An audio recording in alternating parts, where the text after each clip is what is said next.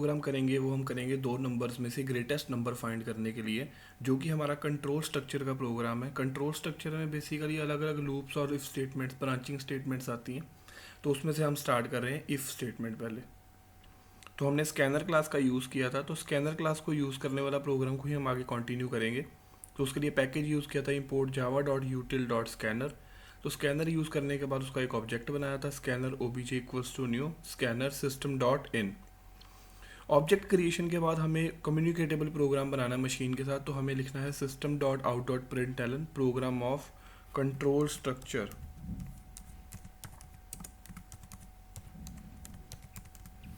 In Java.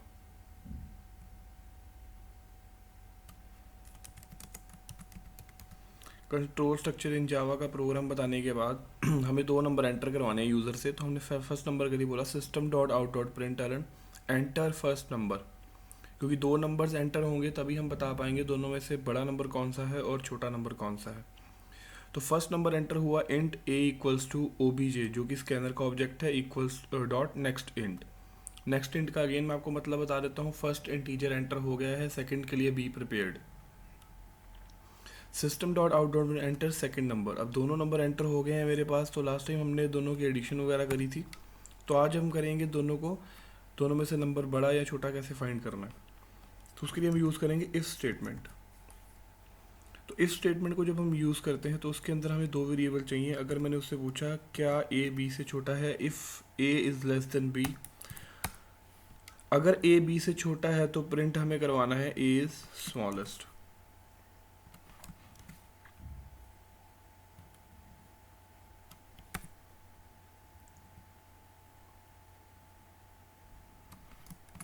A is smaller than B।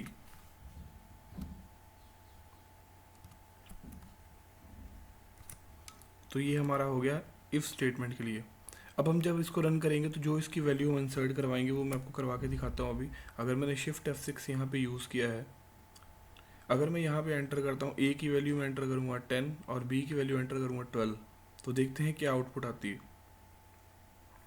Ji programme start हो गया है। तो program of control structure in Java, enter first number is 10, A की value 10 हो गई। Enter second number, B की value 12, तो आ गया A is smaller than B. But इस प्रोग्राम में एक इशू है कि जब भी हम ए की वैल्यू छोटी एंटर करेंगे हमारा प्रोग्राम आ जाएगा। बट अगर लेट्स सपोज मैंने ए की वैल्यू दी है 12 और बी की वैल्यू दी है 10, तो यानी हमें पता है कि बी की वैल्यू छोटी है, तो आंसर कुछ नहीं आया, बिकॉज हमने उस आंसर के लिए कुछ किया ही नहीं अभी तक। हमने सिर्फ ये बताया अगर ए की वैल्यू छोटी है तो हमें प्रिंट कर दो a smaller than B.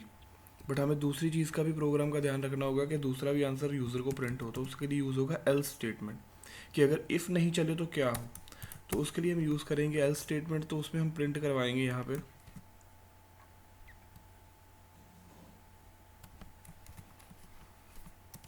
B is smaller than A.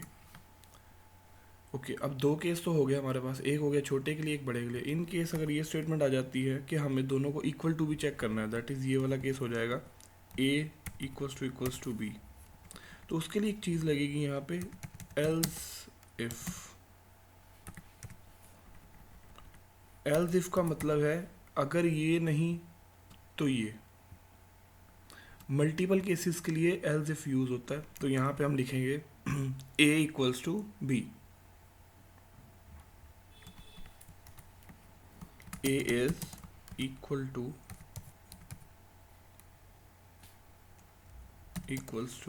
B. Okay, अब तीनों केस हमारे रेडी हो चुके हैं। अब हम इस प्रोग्राम को रन करके देखते हैं कि आउटपुट में क्या डिफरेंस आता है। तो दो नंबर्स मैंने एंटर करे हैं। तो फर्स्ट नंबर एंटर करा है मैंने 10, सेकंड नंबर एंटर करा है 12, तो आंसर आया A is smaller than B. Second time मैंने नंबर एंटर, बी की वैल्यू को हम छोटा कर देते हैं, ए की वैल्यू को बड़ा कर दिया 13, 11, तो बी इज़ स्मॉलर देन ए। अब दोनों की वैल्यू को हम इक्वल करके भी प्रोग्राम चेक करेंगे कि दोनों वैल्यू को बराबर करते हैं। तो दोनों की वैल्यू को 12 करते हैं, तो A is equals to B. तो तीनों केसेस में हमारा प्रोग्राम परफेक्टली वर्क कर रहा है यहाँ पे। तो इसमें हमारे पास ये भी चीज़ आ रही है इफ़, एल्स इफ, और ये इन तीनों को जो बोलते हैं उसका नाम होता है ब्रांचिंग स्टेटमेंट।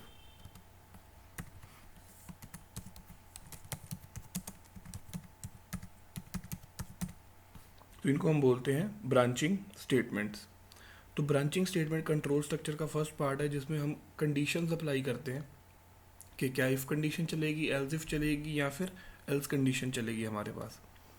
अब इसी प्रोग्राम को करने का एक और तरीका भी है हमारे पास। अगर मुझे एल्स इफ से नहीं करना तो उस चीज़ को बोलते हैं conditional operator.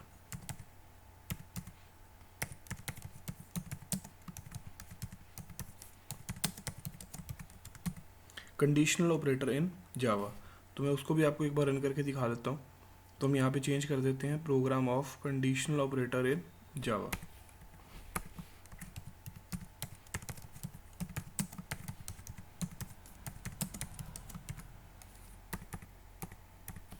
Conditional operator in Java. तो भी 2 नंबर हमने एंटर करवा लिए हैं। 2 नंबर एंटर करवाने के बाद दोनों नंबर को हमें चेक करना है कि हम दोनों नंबर को जो यूज़ कर रहे हैं उसमें क्या परफॉर्म कर सकते हैं। तो हमें चेक करना है A is less than B,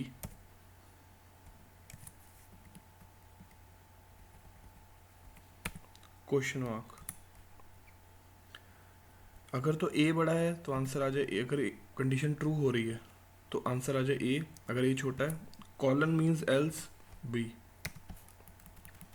तो ये हमें किसी वेरिएबल में डलवाना होगा क्योंकि आंसर हमारा वेरिएबल में आएगा। तो इंट सी इक्वल्स टू हमने कर दिया कि A is less than B question mark. Question mark का आंसर कौन देगा? कंपाइलर। कंपाइलर जो है जावा सी। जावा सी हमें ये बताएगा ए छोटा है या बी छोटा है। हमने पूछा A is less than B question mark. अगर है तो आंसर आ जाए A, colon means else, else part, नहीं तो क्या आंसर आए बी। ओके, तो इन चीज़ को आने के बाद हम इसको शो करवा लेते हैं।